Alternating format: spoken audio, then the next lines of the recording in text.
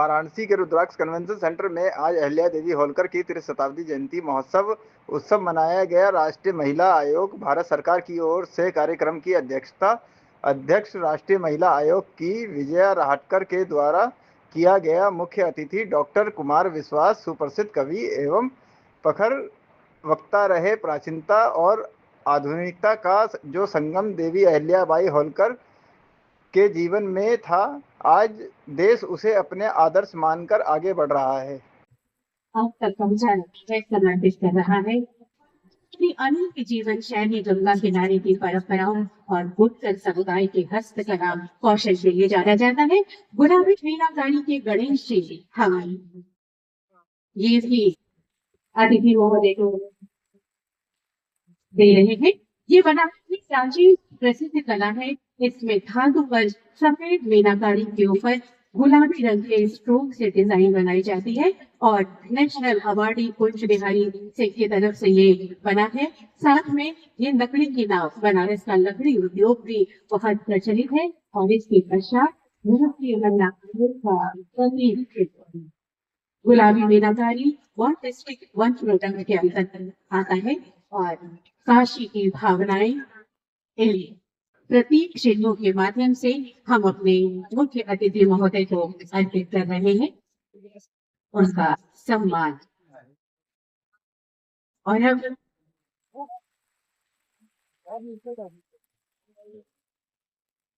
पूनम मौर्य जी, जिला पंचायत सदस्य, जनमानस कमेटी स्वागत करते हैं। राष्ट्रीय महिला आयोग ने अपने स्थापना दिवस से माता अहिल्या देवी के जीवन पर केंद्रित कार्यक्रमों को करने का संकल्प लिया और अनेक कार्यक्रम आयोजित हुए।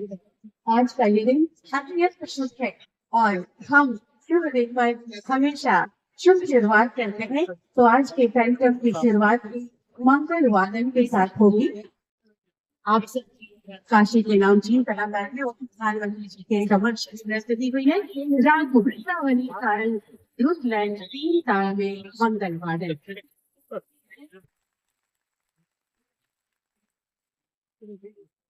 बहुत बहुत आभार आपका राष्ट्रीय महिला आयोग के अध्यक्ष।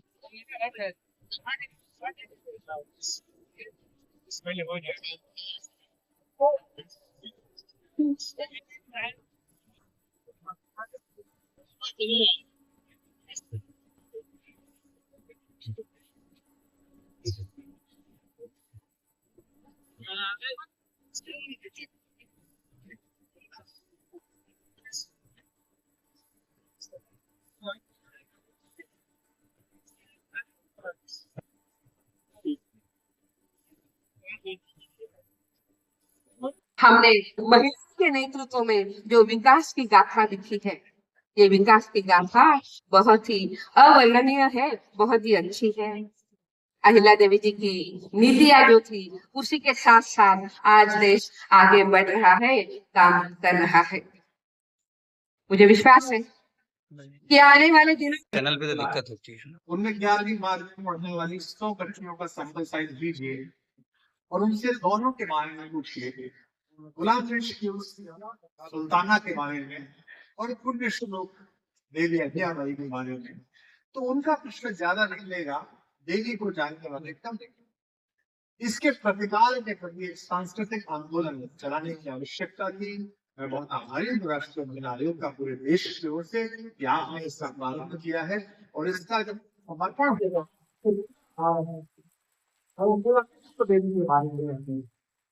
आज से पहले जब देखिएगा कि अपने समय के सबसे तेजस्वी मराठा योद्धा ने अपने एकमात्र पुत्र के लिए जब वधु का चयन किया तो उसने किसी राजवंशी को नहीं। जो लोग कहते हैं फेसबुक पर ज्ञान बांटते हुए, व्हाट्सएप पर अपना प्रचार करते हुए कि भारत में जाति वायरस कहने था, पिछड़े थे, सवर्ण थे, दलितों के अधिकार नहीं थे, उस समय एक दूसरे परिवार से, दलित परिवार से आने वाली एक बिटिया जिसके चेहरे पर ललाट और भक्ति देखी, जिसकी भुजाओं में शौर्य देखा और जिसकी बुद्धि में भारत का भविष्य देखा और उसके सदों मल्हार राम ने कहा सारे राजवंश एक तरफ, मेरे पुत्र का विवाह होगा तो इस बिटिया के साथ होगा। ये तो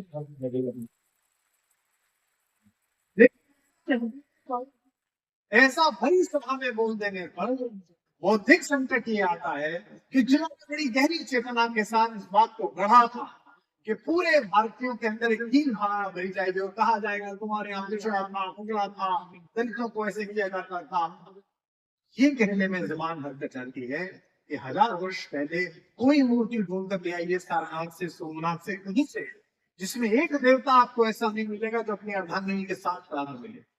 शंकर बिना पार्वती के नहीं मिलेंगे, राम बिना जानकी के नहीं मिलेंगे, हमारे कन्हैया बिना राधिका के, रुक्मणी के नहीं मिलेंगे, और किसी के सिर पर कोई घूमंड नहीं है, कोई अवगुंठन नहीं है। 1000 वर्ष